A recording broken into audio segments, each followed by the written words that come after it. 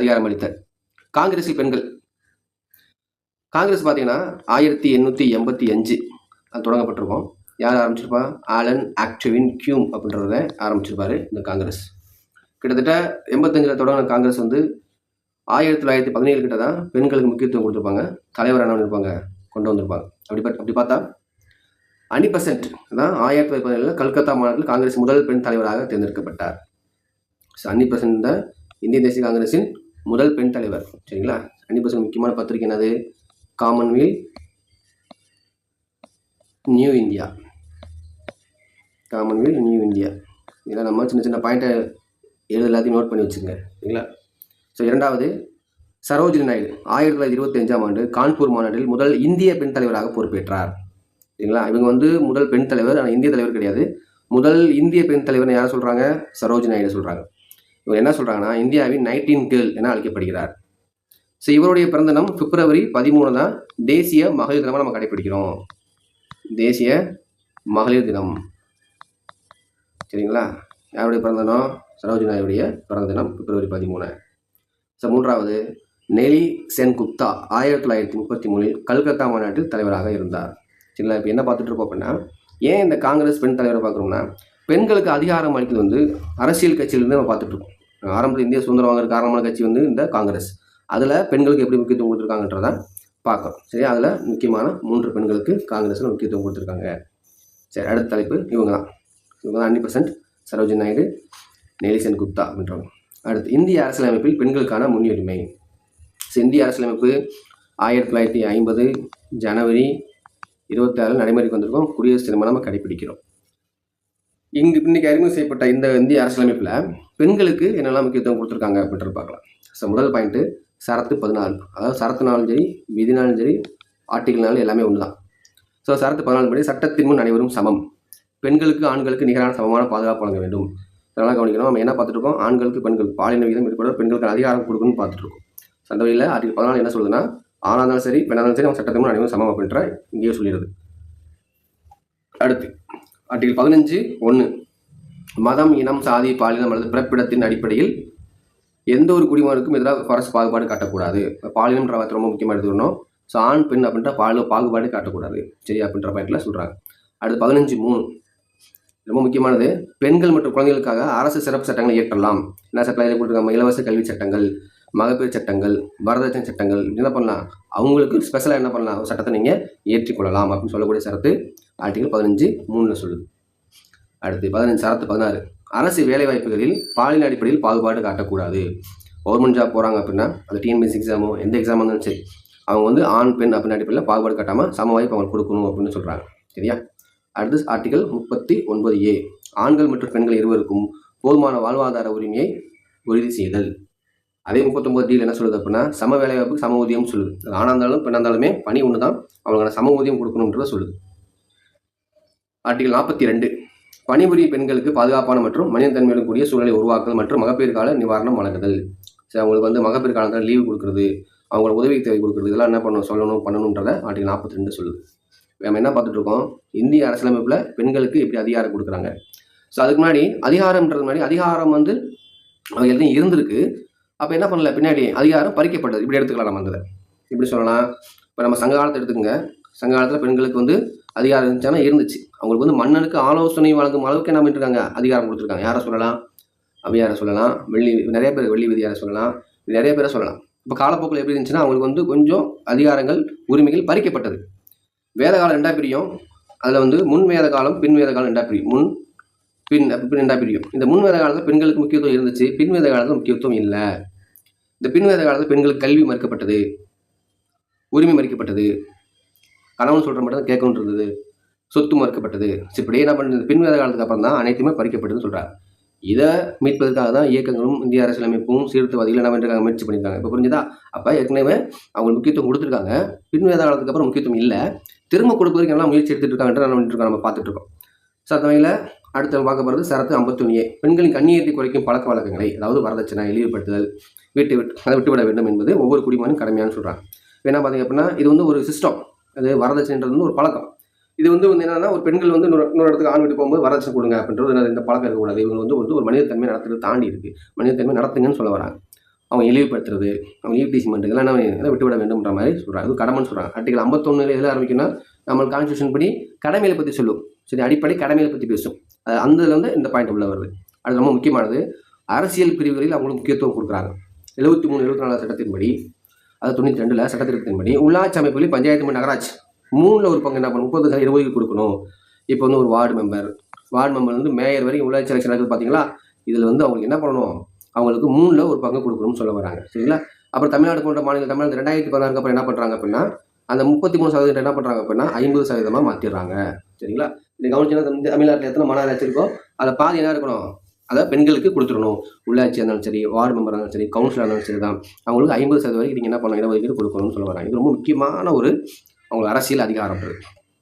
அடுத்து ரொம்ப முக்கியமானது நாரி சக்தி வந்தன் அப்படின்றத ஒரு முக்கியமானது என்ன அப்படின்னா, மக்களவையிலும் சட்டப்பேரவையிலும் பெண்களுக்கு 33% இடஒதுக்கீடு கொடுக்கணும்னு சொல்கிறாங்க. இப்போ நாடாளுமன்றம் இருக்கு இல்லையா, சட்டமன்றம் இருக்கு இல்லையா, அங்கே எல்லாரும் மெஜாரிட்டி ஆண்கள் இருப்பாங்க. இப்போ கம்பல்சரியாக 33% கொடுக்கணும்னு சொல்லி சட்டத்திட்டத்தை என்ன பண்ணிருக்காங்க, கொண்டு வந்திருக்காங்க. இதெல்லாம் வந்து இந்திய அரசியலமைப்பில் பெண்களுக்கு ஆரம்ப காலத்தில் கொடுக்கப்பட்ட முக்கியத்துவங்கள், முன்னுரிமைன்னு கொடுத்துருக்காங்க. சரிங்களா? இதெல்லாம் இந்த அரசியலமைப்பில் கொடுக்க போய் அவங்களுக்கு அதிகாரம் என்ன பண்ணலாம், திரும்ப கொடுக்கறதுக்கான வாய்ப்புகள் இருக்குது அப்படின்ற மாதிரி நம்ம புரிஞ்சுக்கலாம். அடுத்து பெண்களுக்கான வாக்குரிமை. இந்தியாவிலே பார்த்தீங்க அப்படின்னா 1921 5ஆம் மாதம் 10ஆம் தேதி வந்து சென்னை மாநில நீதிக்கட்சி தலைமையிலான அரசு தான் பெண்களுக்கான வாக்குரிமையை வழங்கியிருக்குன்னு சொல்ல வராங்க. சரிங்களா? ஸோ கிட்டத்தட்ட வந்து பல ஆயிரம் ஆண்டுகளுக்கு முன்னாடி, நான் சொல்லி வேத காலத்துக்கு பின்பு சொல்கிறேன், கிட்டத்தட்ட வந்து ரொம்ப ஆண்டுகளுக்கு பின்பு நீதிக்கட்சி தலைமை அரசு என்ன பண்ணியிருக்காங்க, பெண்களுக்கு வாக்குரிமை கொடுக்கணும்னு சொல்ல வராங்க. ஸோ நீதிக்கட்சி சார்ந்தவருடைய கொள்கையிலையும் இது ஒன்று தான். அவங்க சமத்துவம் பேசுவாங்க, பெண்களுக்கான வாக்குரிமை கொடுப்பாங்க. சரி, வாக்குரிமை கொடுத்ததுக்கப்புறம் அரசியல் ரீதியாக அவங்க எப்படி பயணம் பண்ணியிருக்காங்கன்ற பார்க்கலாம். பாருங்கள், இந்தியாவிலேயே முதலாக பெண்களுக்கு வாக்குரிமை வழங்கிய பெருமை நீதிக்கட்சி தலைமையிலான சென்னை மாகாணத்திற்கே உண்டுன்னு சொல்கிறாங்க. இதனால் 1921 சென்னை மாகாண சட்டமன்ற பெண்கள் வாக்குரிமை அளிக்கும் தீர்மானத்தை என்ன பண்ணுறது, சட்டமன்றம் கொண்டு வருது. இதன் விளைவாக 1926ஆம் ஆண்டு டாக்டர் முத்துலட்சுமி ரெட்டி இந்தியாவின் முதல் பெண் சட்டமன்ற உறுப்பினராக தேர்ந்தெடுக்கப்பட்டார். சென்னை மாகாணத்தை கொண்டு வருது, தீர்மானம் கொண்டு வருது. 26 என்ன பண்ணிடுறாங்க, அவங்க வாக்குரிமை கொடுக்குறாங்க. இந்த வாக்குரிமை எதன் அடிப்படையில் கொடுக்குறாங்கன்னு தெரிஞ்சுங்க. கல்வி மற்றும் வசதியின் அடிப்படையில் என்ன பண்ணுறாங்க, பெண்களுக்கு மூலமாக கொடுக்குறாங்க. எல்லாத்துக்கும் எல்லா பெண்களுக்கும் கொடுத்தாங்களா, கொடுக்க கிடையாது. கல்வி ரீதியாகவும் வசதி ரீதியாகவும் யார் முன்னேற்காங்க அந்த பெண்களுக்கு மட்டும்தான் ஆரம்ப கட்டத்தில் கொடுத்துருக்காங்க. அப்புறம் 1952 அப்புறம் தான் அனைத்து பெண்களுக்குமாக அது மாற்றப்பட்டுன்னு சொல்லலாம். சரிங்களா?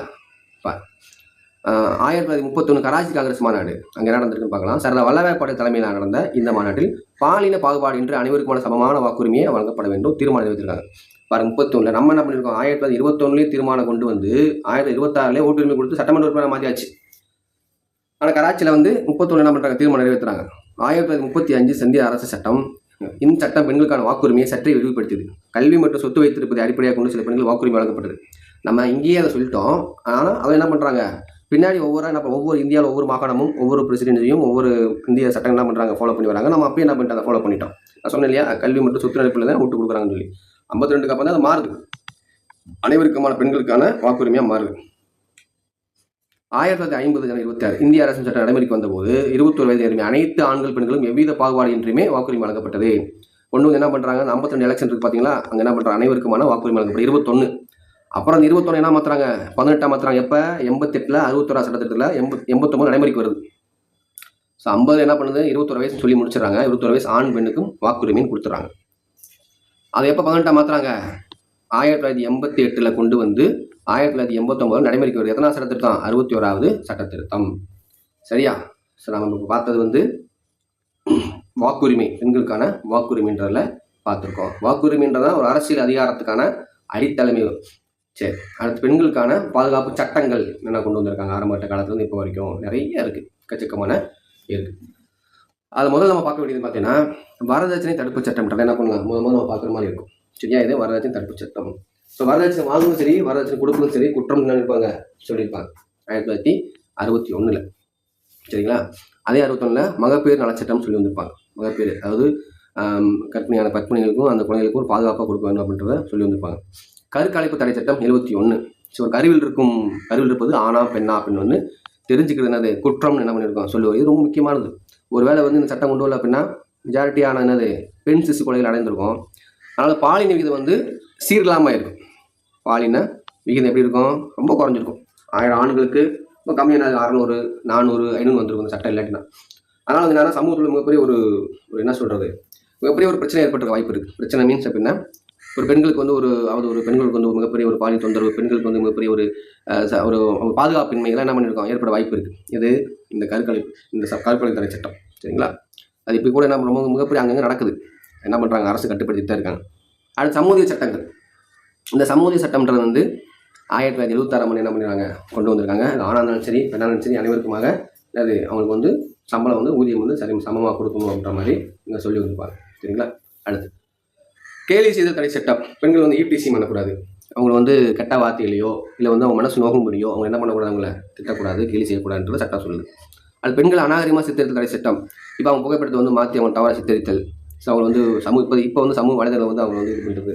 ஸோ இந்த மாதிரி என்ன பண்ணுறாங்க, இந்த மாதிரி வந்து அவங்க எதுவும் பண்ணக்கூடாதுன்ற மாதிரி என்ன பண்ணுறாங்க சொல்லியிருப்பாங்க. குடும்ப வன்முறையிலேருந்து பெண்களை பாதுகாக்கும் சட்டம்ன்றாங்க 2005 கொண்டு வந்திருப்பாங்க. அதனால் குடும்ப வன்முறை சரி, மாமனார் மாமியார் குடும்பம், கணவருடைய குடும்பம்லாம் இருக்கக்கூடாது, பெண்களை வந்து சுதந்திரமாக விட்டு இன்னொரு வீட்டுக்கு அவங்க வாழணுன்ற மாதிரி சொல்லி வந்திருப்பாங்க. சரிங்களா? பணிபுரியும் இடத்தில் வன்முறை சட்டம் 2013. ஒரு பெண் இடத்துல வேலைக்கு போகிறாங்க. ஸோ அங்கே வந்து அவங்க பாதுகாப்பாக இருக்கணும், அவங்களுக்கு தொந்தரவு ஏற்படக்கூடாது, ஸோ அவங்களுக்கு வந்து வேலை பண்ணி தவிர மற்ற வந்து சுமை இருக்கக்கூடாதுன்ற மாதிரி பணிபுரியில் வந்து அவங்க வன்முறை எதுவும் ஏற்படக்கூடாது. மெயினாக வந்து என்ன சொல்ல வராங்கன்னா, பாலியல் தொந்தரவு இருக்கக்கூடாது, உடல் ரீதியாக மன ரீதியாக தொந்தரவு இருக்கக்கூடாதுன்ற மாதிரி சட்டம் சொல்லுது. சரி, என்னது பெண்களை பாதுகாப்பு கொண்டு வரப்பட்ட முக்கியமான சட்டங்கள். இது வந்து கண்டிப்பாக இந்த வார கொஸ்டின்ஸில் இருக்கும், பார்த்துக்கு. அடுத்து நம்ம பார்க்க போகிறது பெண்களுக்கான தமிழக அரசின் திட்டங்கள். நிறைய இருக்குது. அதில் இப்போ நம்ம என்ன பண்ணலாம், ஒரு பாட்டாவே நம்ம என்ன பண்ணலாம் பார்த்துக்கலாம். அதுக்கப்புறம் நம்ம அடுத்த கிளாஸில் இண்டிவிஜுவல் ஸ்கீம் நிறையா இருக்குது.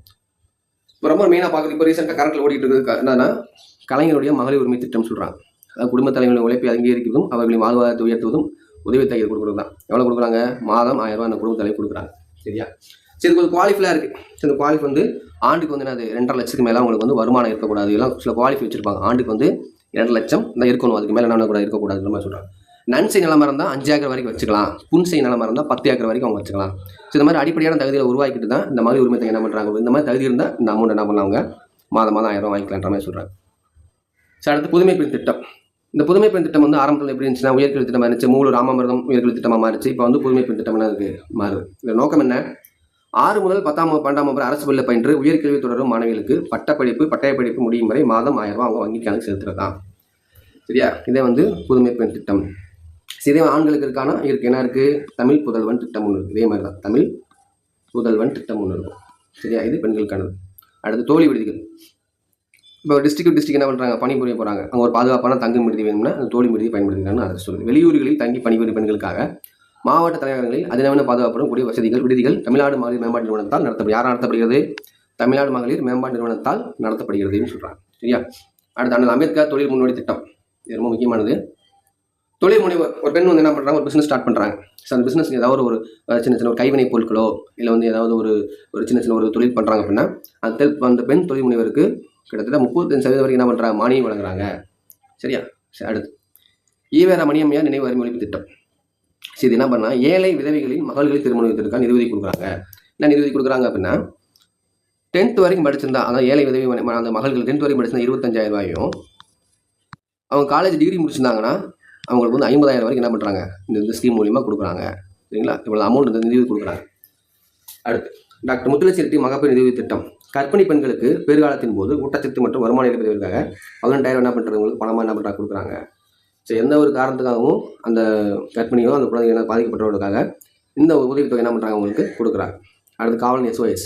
ஆபத்து காலத்தில் பெண்கள் காவல்துறையின் உதவி உடனடியாக பெற்று இந்த செயலி உருவாக்கப்பட்டுள்ளது. அதாவது நெட்வொர்க்கு இல்லை அப்படின்னாலுமே எமர்ஜென்சி என்ன பண்ணலாம், அந்த ஆப் இதான் SOன்றது ஒரு ஆப்பு.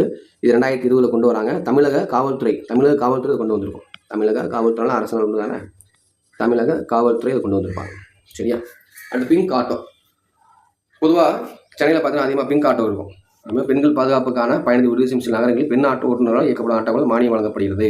சரியா? அதாவது இதுலேயும் பிஸ்னஸ் பண்ணுறாங்க இல்லை ஆட்டோ வாங்கி ஓட்டணும்னா அந்த பிங்க் ஆட்டோ மூலியம் என்ன பண்ணிக்கலாம். சரியா? அடுத்து தேசிய மகளிர் ஆணையம். இப்போ நம்ம என்ன பார்த்துட்டு இருக்கோம், பெண்களுக்கான அதிகாரம் அளித்தல் பார்த்துட்டு இருக்கோம். அதிகாரம் இருந்திருக்கு, அப்புறம் இல்லை, அதுக்கப்புறம் நம்ம என்ன பண்ணுறாங்க, அதிகாரத்தை கொடுப்பதற்கான முன்முயற்சியெல்லாம் ஈடுபட்டு இருக்காங்க. இப்போ வரை கிட்டத்தட்ட அதிகாரம் வந்து நெருக்கி அவங்க என்ன பண்ணுறது கொடுத்ததாக தான் இருக்குது. சரியா? அவ்வளோ நல்ல பொசிஷனில் இருக்காங்க, நல்ல வேலை பண்ணிட்டாங்க. இன்னும் ஒரு சில இடங்கள் என்ன பண்ணுறாங்க, பெண்கள் வந்து கீழ் நிலையில் இருக்காங்க, அவங்களும் மேலே எடுத்துருக்காங்க தான் இந்த ஸ்கீம்லாம் தொடர்ந்து இருந்துகிட்டு இருக்குது. அடுத்து தேசிய மகளிர் ஆணையம். தேசிய மகளிர் ஆணைய சட்டம் 1990 கீழ் இது உருவாக்கப்பட்டது. எப்போ ஏற்படுத்தப்பட்டதுன்னா ஜனவரி 31, 1992 இதை உருவாக்குறாங்க. இதில் ஒரு தலைவர், 5 உறுப்பினர்கள் மற்றும் ஒரு செயலாளர் இருப்பார்கள். நல்லா கவனிங்கன்னா ஒரு தலைவர், 5 உறுப்பினர்கள் மற்றும் ஒரு செயலாளர்கள் இருப்பாங்க. சரிங்களா? இந்த 5 உறுப்பினர்களில் குறைந்தது ஒருவர் பட்டியல் சாதியினராகவும் ஒருவர் பட்டியல் பழங்குடியினராகவும் இருக்க வேண்டும்ன்றது ரூல்ஸாக வச்சுருக்காங்க. சரியா? தேசிய மகளிர் ஆணையத்துடைய முக்கியமான ரூல்ஸ். யார் இப்போ தற்போது தலைவர்கள் மாறிட்டே இருப்பாங்க. ஆனால் அப்பப்போ என்ன பண்ணீங்க, ரேகா சர்மா இப்போ கூட மாறி இருக்கலாம். ஆனால் தலைவரை பொறுத்தளவுக்கு எக்ஸாம் கிட்ட போகும்போது நம்ம பார்த்துக்கணும். எந்த ஆணையம் இருந்தாலும் சரி, அது சுப்ரீம் கோர்ட்டுடைய ஜட்ஜ் நீதிபதியாக இருந்தாலும் சரி, இல்லை யாராக இருந்தாலும் சரி, அப்பாயின்மெண்ட்டை பொறுத்தளவுக்கு அந்த எக்ஸாம் கிட்ட போகும்போது நம்ம திரும்ப நம்ம பார்த்து யாராவது மாறி இருக்காங்களா அப்படின்ற நம்ம செக் பண்ணிக்கணும். அதனால் முன்னாடி அந்த கரண்ட் அஃபேர் படிக்கும்போது தலைவர்கள் போய் அப்பாயின்மெண்ட் எல்லாம் படிக்க வேண்டாம். அது எக்ஸாம் கிட்ட போய் பார்த்துக்கலாம். ஏன்னா சம்டைம் ஒரு 2 மந்த்துக்கு முன்னாடி நம்ம பின்னாடி கூட மாறி இருக்கலாம், எக்ஸாம் அப்போ கூட மாறி இருக்கலாம். அதனால் நம்ம கன்ஃபியூஸ் ஆகிருக்காது. அடுத்த மாநில மகளிர் ஆணையம் சேம் அதே மாதிரி தான். ஒரு தேசியத்துக்கு எப்படி தேசிய மகளிர் ஆணையமோ ஒவ்வொரு ஸ்டேட்லையுமே ஒரு மாநில மகளிர் ஆணையம் இருக்கணும். அது தேசிய மகளிர் ஆணையத்துக்கு கீழே கட்டுப்பாட்டுக்குள்ள தான் இது இயங்குது. தமிழ்நாடு மகளிர் ஆணையம் 1993 அமைக்கப்பட்டது. இது எப்போ அமைக்கப்பட்டது? 1992 நடைமுறை கொண்டு வந்தது. இப்போ 93 கொண்டு வந்திருக்காங்க தமிழ்நாடு மகளிர் ஆணையம். சேம் அது என்ன பண்ணி செய்தோ அதை இதே பண்ணி தான். மாநில அளவிலான பெண்கள் நலன்களை பாதுகாப்பது மற்றும் பெண்களுக்கு எதிரான வன்முறைகளை தடுப்பது இதன் நோக்கமாக கொண்டிருக்கு. இது முக்கியமான என்னன்னா, ஒரு நீதிமன்றம் எப்படி செயல்படுமோ அதே மாதிரி செயல்படும். அது தானாக முன் வந்து கூட என்ன பண்ணும், சில விசாரணை எடுத்துக்கணும். எங்கேயாவது பெண்கள் பாதிக்கப்பட்ட தெரிய வந்தால் கூட இவங்க என்ன பண்ணுவாங்க, அந்த ஆணையம் என்ன பண்ணுவோம், முன் வந்து அந்த பெண்களுக்கான நியாயத்தை வாங்கி கொடுப்பாங்க. சரியா? அடுத்து நம்ம பார்க்க போகிறது பெண் கல்வி. ஸோ இந்த பெண் கல்விக்காக நிறைய பேர் போராட்டிருக்காங்க. ஒரு பெண்ணுக்கு முக்கியமாக நம்ம பார்க்க வேண்டியது பார்த்தீங்க அப்படின்னா, அது சொத்தோ இல்லை மற்றதோ கிடையாது. அவங்களுக்கு கல்வி கொடுத்தாலே போதும். ஸோ ஆட்டோமேட்டிக் அவங்க என்ன பண்ணிடுவாங்க, அந்த ஜெனரேஷன் முன்னேறும்னு சொல்லுவாங்க. ஸோ அதுக்காக நிறைய பேர் பாடுபட்டிருக்காங்க. ஆரம்ப காலத்தில் சாவித்திரிபாய் பூலே இந்தியாவின் முதல் பெண் ஆசிரியர் 1848 புனேவில் பெண்களுக்கான முதல் பள்ளி என்ன பண்ணுறாங்க, தொடங்குறாங்க. அடுத்து ஜோதிராவ் பூலே கணவன் மனைவி. சரி, பெண் கல்வி மற்றும் ஒடுக்கப்பட்டவரின் கல்விக்காக தனது வாழ்நாளை அர்ப்பணித்தவர் தான் ஜோதிராவ் பூலே. அது படி ரமாபாய் பெண் கல்வி மற்றும் விதவியல் மறுவாழ்விற்காக சாரதா என்ற அமைப்பை சாரதா என்ற அமைப்பு என்ன பண்ணியிருக்காங்க, அந்த படி ரமாபாய் உருவாக்கியிருப்பாங்க. இந்த அமைப்பு உருவாக்கி அது மூலம் நிறைய பேருக்கு என்ன பண்ணுறாங்க, கல்வி கொடுத்துருப்பாங்க. அதுக்கப்புறம் பெரியார். பெரியாருடைய முக்கியமான கொள்கையிலே பார்த்தீங்கன்னா பெண்களுக்கு முன்னுரிமை கொடுத்துருப்பாரு. பெண் கல்வி, விதவை மறுமணம், சொல்லிட்டே போகலாம். விதவை மறுமணம் அது முக்கியமான நபர் தான் இந்த பெரியார். இந்த பெண் கல்வி கற்றால் ஒழிய சமூகம் முன்னேறாது என்ற வார்த்தை என்ன பண்ணியிருப்பாங்க, சொல்லி வந்திருப்பாங்க. அடுத்து டாக்டர் முத்துலட்சுமி தமிழகத்தின் முதல் பெண் மருத்துவர். பெண் கல்வி விட்டு உரிமைக்கு தமிழ் சட்டமன்றத்தில் குரல் எடுத்துவார். நான் சொன்னோம்லையா 1926 சட்டமன்ற உறுப்பினராக வந்திருப்பாங்க. அது பெண் குழந்தைகளை பாதுகாப்போம், பெண் குழந்தைகளுக்கு 2015 கொண்டு வந்திருப்பாங்க. சரி, பெண் குழந்தைகள் பிறப்பு உயர்த்துவது மற்றும் அவர்களின் கல்வி உயர்த்துவதன் நோக்கமாக இருக்குது. இது பேடி பச்சாவோ பேடி பதான் சொல்லுவாங்களே, அந்த ஸ்கீம் தான் இந்த ஸ்கீம்.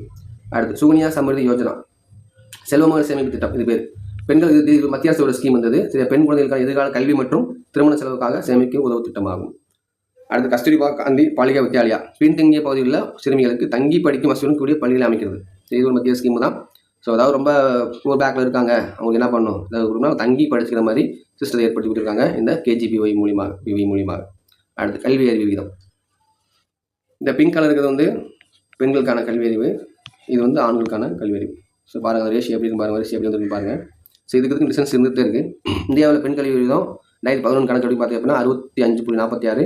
தமிழகத்து பெண் கல்வி விகிதம் 73.40. அந்த புள்ளிக்கு அப்புறம் வர நம்மளாம் கொஞ்சம் சேஞ்ச் ஆகிருக்கும். இது ஃபைனலாக எடுத்துக்கங்க. சரிங்களா? தமிழகத்து பெண் கல்வி எவ்வளவு? 73.44. சரியா? சரி.